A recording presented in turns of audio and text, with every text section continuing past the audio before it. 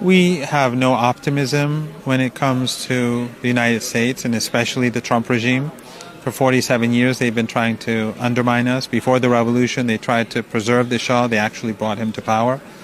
So we would be utterly naive to trust anything that comes from the United States. The Trump regime in particular is exceptionally dishonest and deceitful. We saw that with the 12-day war. We were indirectly negotiating with them before the war, and it turned out that they were conspiring to attack us during the negotiations. Of course, we didn't trust them then either. It wasn't as if we were deceived, but that's what they were doing.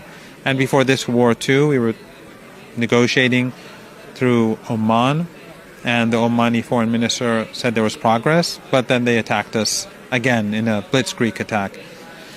We do these negotiations in order for the international community, the global South, the global majority, and ordinary people in the West, so that they would recognize that it is the United States that is dishonest. If we don't negotiate, then they'll say that there was a solution, but we did not pursue it. We're showing everyone that we're always there to find solutions, but that it is the other side that is dishonest. We had preconditions for these negotiations, and they've been stonewalling.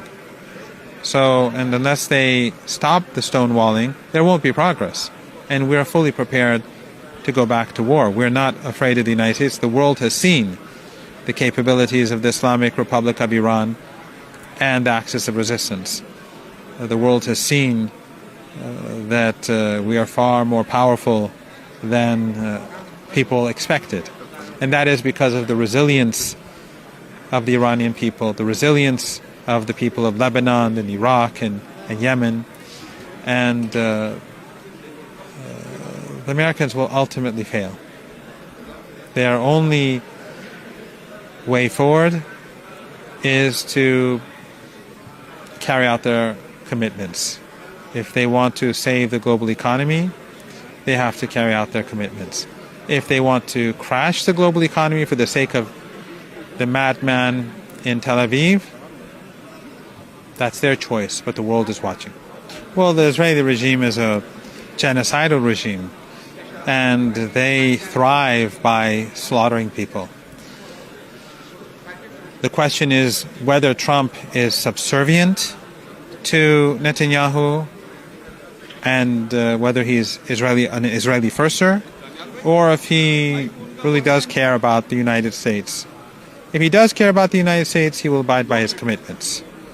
But if he doesn't, that means he wants to crash the global economy for the sake of Israel. That means that he doesn't care about the American people, and he is obedient to the Zionists. Now, whether that's because they have dirt on him, or whether for some reason, other reason he's bound to them, that is not something that I know personally, but that is the conclusion that we will all draw. Well, the Iranians see the people of Pakistan, their sisters and brothers here, as very close for religious and cultural reasons, and we're always comfortable being among our friends.